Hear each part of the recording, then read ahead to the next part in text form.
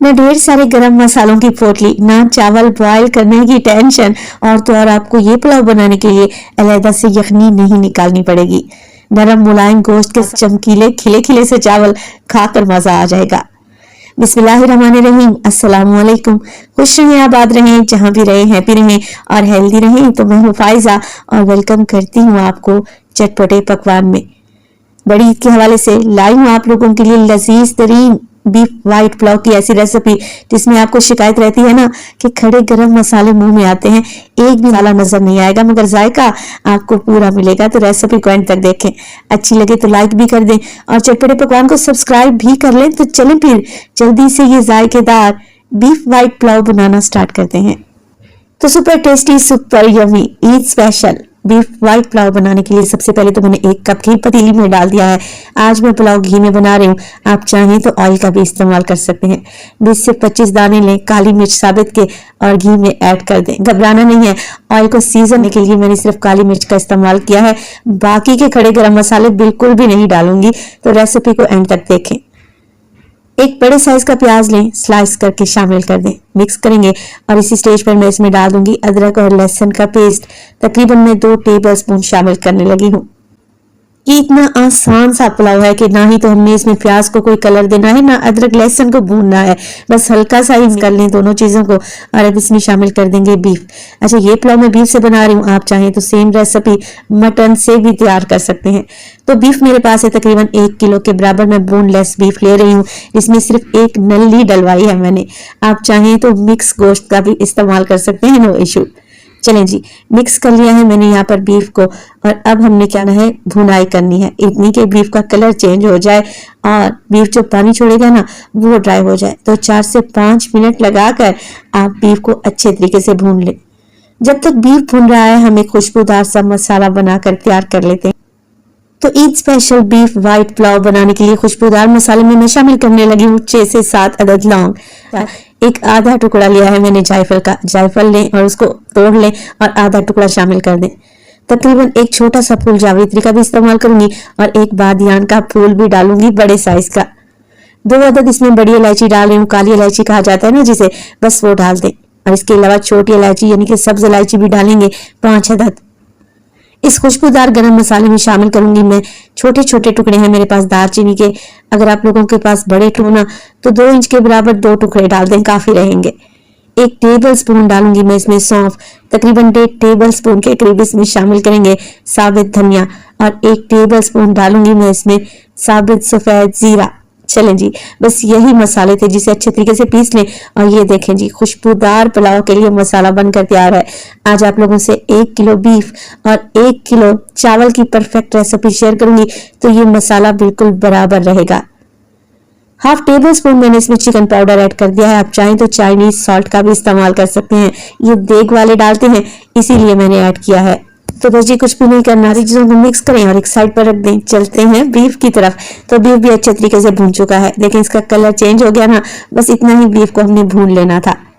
शामिल कर देंगे इसमें पुलाव मसाला जो कि अभी हमने बना कर रखा हुआ था, तो मैं सारा का सारा ही ऐड कर दूंगी।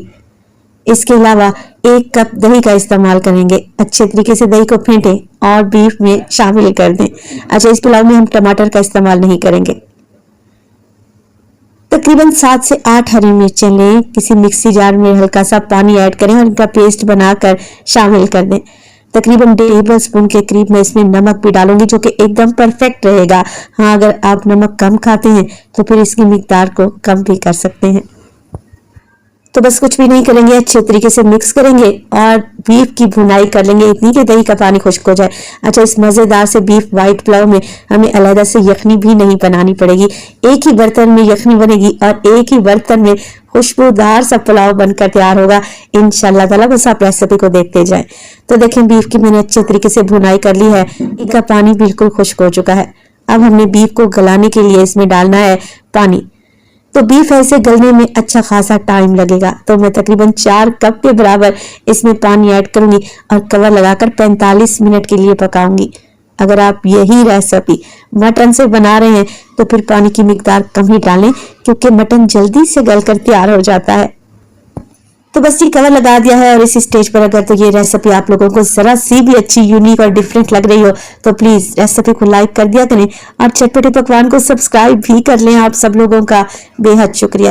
1 کلو بیف کے لحاظ سے میں نے 1 کلو چاول لیے ہیں. اچھی کوالٹی کے باسمتی چاول کا استعمال کر رہی ہوں. آپ سیلا چاول بھی لے سکتے ہیں. اچھا، انہیں میں 2 سے 3 پانی میں دھو لوں گی اور 20 سے 25 منٹ پہلے ہی بھگو کر رکھ دوں گی. چلتے ہیں بیف کی طرف.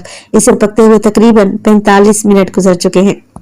تو بیف کو پکتے ہوئے تقریباً 45 منٹ گزر چکے ہیں. اگر آپ پریشر کوکر میں بیف کو گلاتے تو زیادہ ٹائم نہیں لگنا تھا. چلیں جی یہاں پر بیف کو چیک کر لیتے ہیں. بیف اچھے طریقے سے گلا ہوا ہوگا تبھی تو وائٹ پلاؤ کھانے میں مزہ آئے گا. تو دیکھیں ماشاءاللہ سے بیف گل چکا ہے. اب ہم اس میں ڈالیں گے مزید پلاؤ کو خوشبودار بنانے کے لیے کچھ چیزیں. تو سب سے پہلے تو میں ڈال رہی ہوں اس میں پودینہ. تقریباً 2 سے 3 ٹیبل سپون صرف پودینے کے پتے ہی ڈالیں گے اس میں ڈھیر سارا ہرا دھنیا. اس کے علاوہ لیمن جوس کا استعمال کروں گی میں 2 ٹیبل سپون، جس سے پلاؤ کا ذائقہ ہی بڑھ جائے گا. 3 سے 4 ہری مرچیں لے لیں. میں نے ریڈ والی مرچ بھی ڈال دی ہے اچھے کلر کے لیے. بس جی اب اس میں ڈالیں پلاؤ کے لیے پانی. تو چاول کو بھگونے سے پہلے کسی کٹوری، گلاس یا پھر کپ کی مدد سے ناپ لیا کریں. جتنے چاول ہوں گے نا اس سے بس آدھا گلاس ہی پانی میں زیادہ ڈالوں گی. تو میرے پاس 3 گلاس چاول تھے جو کہ 1 کلو کے برابر تھے. تو میں نے اس میں 3 گلاس پانی ڈال دیے اور تقریباً 1 کپ بھر کے میں اس میں ابلا ہوا ٹھنڈا دودھ استعمال کروں گی. اب آپ لوگ پوچھیں گے کہ فائزہ دودھ کس لیے ڈالا ہے؟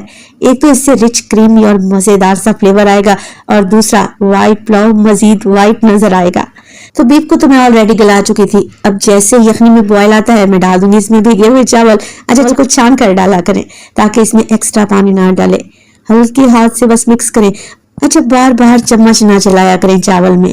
نرم سے تو چاول ہوتے ہیں، پہلے سے بھیگے ہوئے ہوتے ہیں، ٹوٹ جاتے ہیں. پھر آپ کہتے ہیں کہ فائزہ کھلے کھلے چاول نہیں بنتے. بس ایک دفعہ اچھے طریقے سے مکس کر لیں اور پکنے کے لیے چھوڑ دیں جب تک بالکل یخنی ڈرائی نہیں ہو جاتی. چاول یخنی کو سوک نہیں کر لیتے. تو چاول جب اس کنڈیشن میں آ جاتے ہیں تو بس اب ہم لگائیں گے چاول کو دم پہ.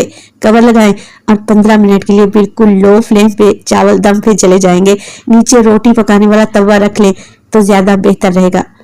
15 منٹ کے بعد میں تو فوراً سے ہی چاول دم کھولنے لگی ہوں، مگر آپ لوگوں نے 5 منٹ کے ویٹ کرنا ہے اور پھر چاول کو کھولنا ہے. تو ماشاءاللہ سے آپ ذرا چیک کریں، بہترین چاول تیار ہوئے ہیں اور ایک دم کھلے کھلے ہیں. ایک ایک چاول علیحدہ ہے اور ماشاءاللہ سے مسالے دار چٹپٹا ہے. یہ پلاؤ آپ کو دیکھنے میں جتنا سادہ نظر آ رہا ہے یقین کریں ذائقے سے بھرپور ہے اور اسے بنانا تو بنتا ہے. عید کے لیے اسپیشل ریسیپی ہے، اسپیشل آپ لوگوں سے شیئر کر رہی ہوں. تو ریسیپی بنائیں تو اپنا فیڈ بیک لازمی دیا کریں. آپ کے ایک پیارے سے منٹ کا مجھے انتظار رہے گا. میں آپ کو ذرا چاول چیک کروا دوں. ماشاءاللہ سے ایک ایک دانہ علیحدہ نظر آ رہا ہے اور بیف آپ کے منہ میں گھلتا جائے گا. اپنا بہت سارا خیال رکھیے گا. فائزہ کو اپنی دعاؤں میں یاد رکھیے گا. مجھے دیجیے اجازت. ٹل دین اللہ نگہبان.